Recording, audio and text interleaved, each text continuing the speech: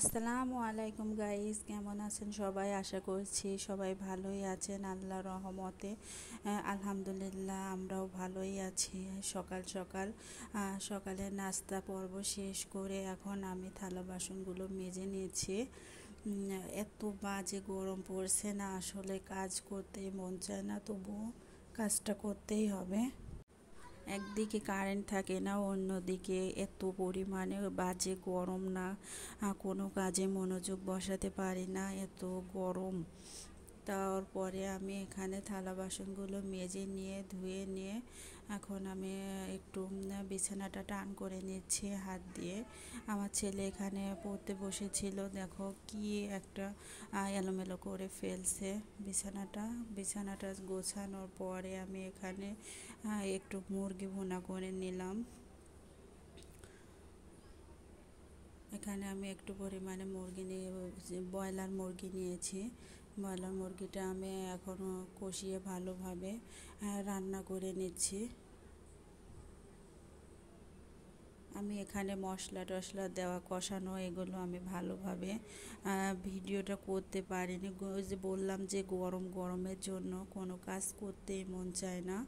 এদিকে তো পেট থেমে থাকবে না, রান্না তো করে খেতেই হবে। তো এখানে আমি মুরগিটা রান্না করে নিচ্ছি। হাজব্যান্ডকে অফিসে বিদায় করে দিয়ে ছেলেকে স্কুলে রেখে আসলাম, এসে আমি তাড়াহুড়া করে রান্নাটা করে নিচ্ছি, ছেলেকে আবার আনতে যেতে হবে। এখানে আমার মুরগিটা রান্না করার পরে এখানে আমি কিছু পরিমাণে পেঁপে ভেজে নিচ্ছি।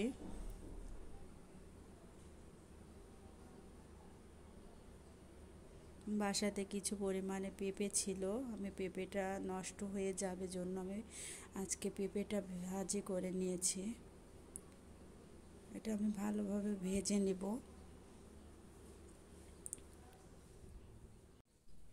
আসলে গরমে তেমন কিছু রান্না করার ইচ্ছা হয় না, হালকা পাতলা যেটুকু খাওয়ার মতো সেটুকু রান্না করেই নিচ্ছে।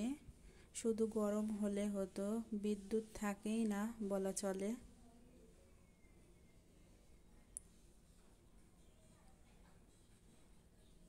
দেখো এখানে আমার ভাজিটা প্রায় হয়ে আসছে, এখানে প্রায় ভাজিটা হয়ে গেছে। আমার ভিডিওটি যদি তোমাদের ভালো লাগে সবাই আমার পাশে থাকবে, সাপোর্ট করবে, সাবস্ক্রাইব করবে। তোমাদের একটা লাইক ভালোবাসায় আমি অনেক দূর এগিয়ে যেতে পারবো। আশা রাখছি তোমরা আমাদের পাশে থাকবে এবং সাহায্য করবে। এখানে আমি ভাজিটা বেড়ে নিচ্ছি। আমার ভিডিওটি যদি ভালো লাগে পাশে থাকবে সবাই, এবং ভিডিওটি যদি কোনো ভুল হয় তাহলে ক্ষমার দৃষ্টিতে দেখবে। আল্লাহ হাফেজ।